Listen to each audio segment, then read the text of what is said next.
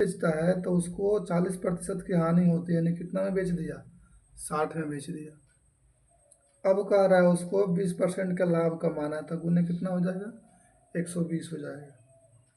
ठीक है, अब इसको हम लोग लिख सकते हैं 1/6 इंटू 60 और इंटू हो जाएगा 120। ये एक जीरो से एक जीरो खत्म हो जाएगा, 6 दूना हो जाएगा 12, द्वितीय हो जाएगा 6, बराबर कितना आ गया, बराबर आ गया 1/3।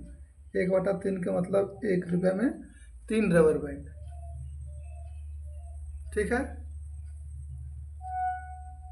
अगला क्वेश्चन देखिए, कह रहा है कि 303 और 311 के बीच स्थित अभाज्य संख्याओं की संख्या इन दोनों संख्याओं सहित ज्ञात कीजिए। कह रहा है 307 से लेके 303 से लेके 311 तक कितनी अभाज्य संख्याएं हैं, वो हमको बताना है। तो देखिए 303 हो जाएगा, 304, 305, 306, 307, उसके बाद आइए नीचे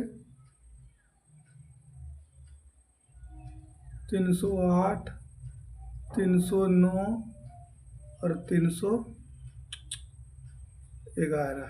ठीक है,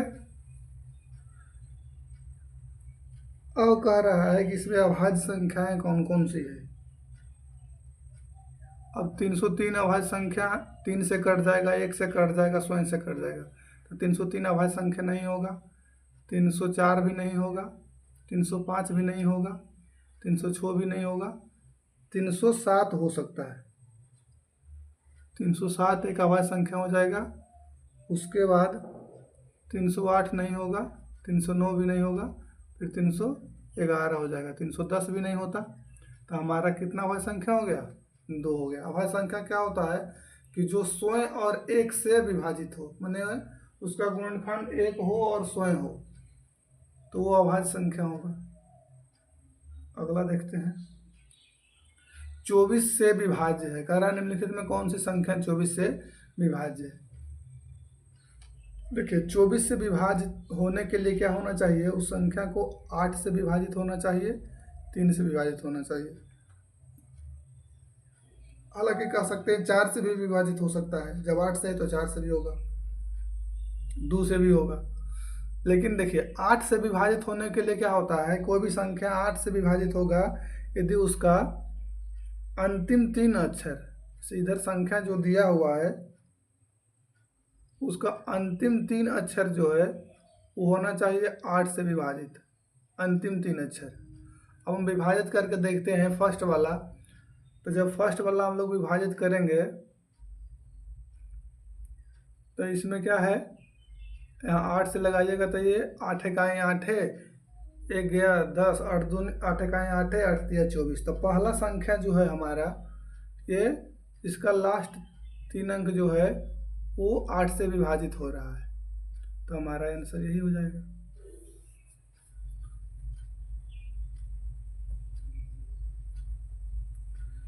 एक दुकानदार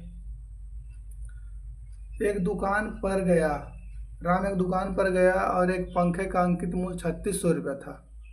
यदि फुटकर विक्रेता ने पंखा को 2800 में खरीदा तो व्यापार में छूट कितना प्रतिशत को हुआ। देखिए क्वेश्चन क्या कह रहा है,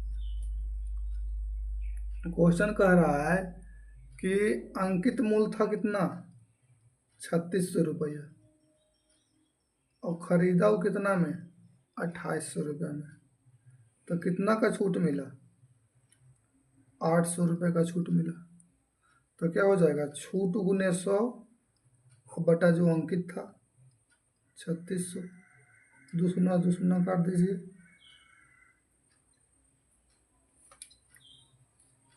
अब ये कट जाएगा, 2 चौका 8 और 9 चौका 36, बराबर आ जाएगा 200/9।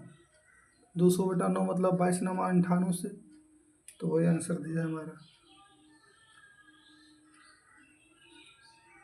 ठीक है, कह रहा है एक टैंक जो है, एक टैंक को 16 घंटा में भर सकता है, बी उसी टैंक को 25 घंटा में भर सकता है, और सी उसी टैंक को 12 घंटा में कर सकता है। एक साथ चालू करेंगे तो कितना घंटा में भरेगा।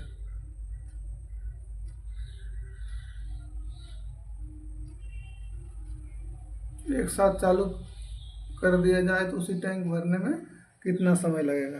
कैसे बनाएंगे इसको। ए जो है भरता है, ए भरता है कितना घंटा में, 16 घंटा में। बी भरता है 25 घंटा में और सी भरता है 12 घंटा में। अब हम लोग क्या करेंगे, हम लोग ले लेंगे एलसीएम 16, 25 और 12 का।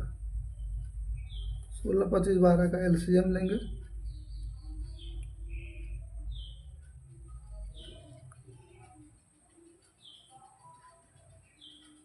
दो से लगाएंगे तो 8 दूनी 16, 25 ऐसी रहेगा, 6 दूनी 12 हो जाएगा। फिर दो से लगाएंगे, 4 दूनी 8, 25 ऐसी रहेगा, 3 दूनी 6।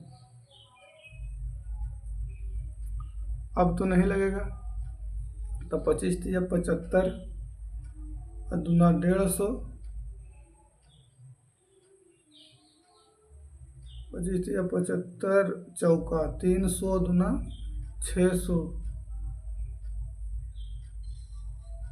और दूना 1200 आ जाएगा। 1200 एलसीएम आ गया इसका। तो 1200 में तो 16 से भागा देंगे, ठीक है। एलसीएम हमारा 1200 एलसीएम जो है ठीक है। तो 16 से कितना बार में लग जाएगा, 1200 में जब एलसीएम लगाएंगे 16 से तो आएगा 75 बार में। 25 से लगाएंगे तो 25, 25 चौका 100, 25 अट्ठे 200, 24 बार में।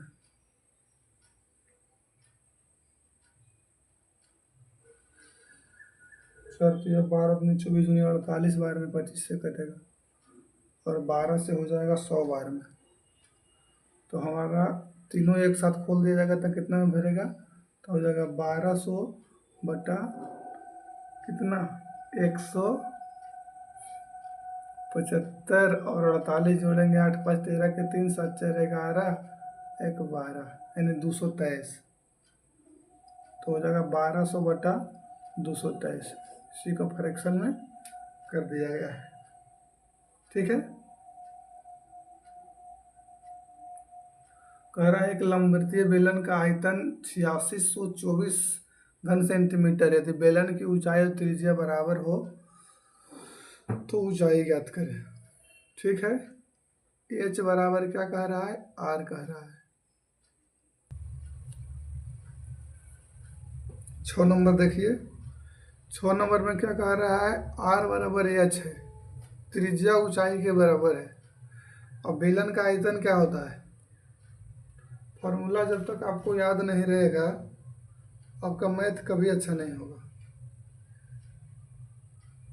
बेलन का आयतन का फॉर्मूला क्या होता है,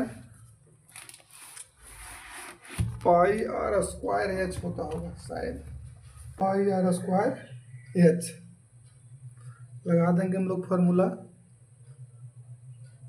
पाई आर स्क्वायर एच, पाई का मान 22/7, आर का मान आर स्क्वायर ही रहेगा, एच का मान भी आर हो जाएगा।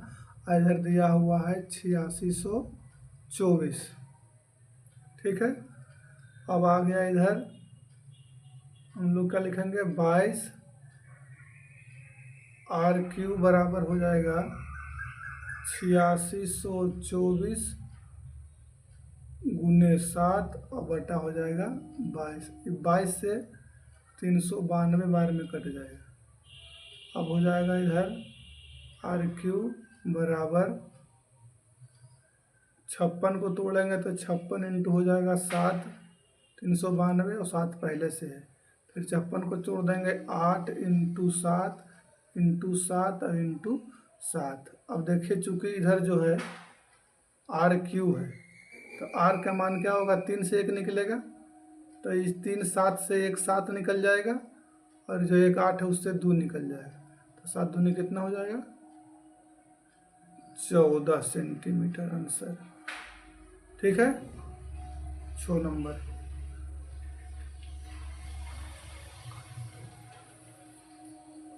ईशान और मेघना अपनी अपनी कारों से दिल्ली से कानपुर जाना है। ईशान 77 किलोमीटर प्रति घंटा की चाल से गाड़ी चला रहा है, जो कि मेघना 33 किलोमीटर प्रति घंटा से चला रही थी। ईशान को कानपुर पहुंचने में 12 घंटे लगते हैं, तो मेघना को कानपुर पहुंचने में कितना घंटा लगेगा। देखिए, तो 12 घंटा हमको दे दिया है समय, और चाल पता है तो उससे हम दूरी निकाल लेंगे। तो दूरी बराबर क्या हो जाएगा, दूरी बराबर हो जाएगा चाल गुने समय। तो चाल है 12 घंटा किसको लगता है, ईशान का। ईशान का चाल कितना है 77, और गुने कितना हो जाएगा 12। इससे क्या निकल गया, दूरी। अब पूछ रहा है किसका, कि मेघना को पहुंचने में क्या लगेगा। तो दूरी बटा यदि हम चाल करेंगे तो क्या निकल जाएगा, समय। तो यहाँ मेघना का दे देंगे चाल से भागा, 11 तिया 33, 11 सते 77, इधर हो जाएगा 4 तिया 12, 3 से कट जाएगा। तो 7 चौका कितना हो गया 28 घंटा। तो 28 घंटा उसको लगा, जो ये में दिया हुआ है 28 घंटा। एक से हम दूरी निकाल लेंगे और मेघना के चाल से भागा दे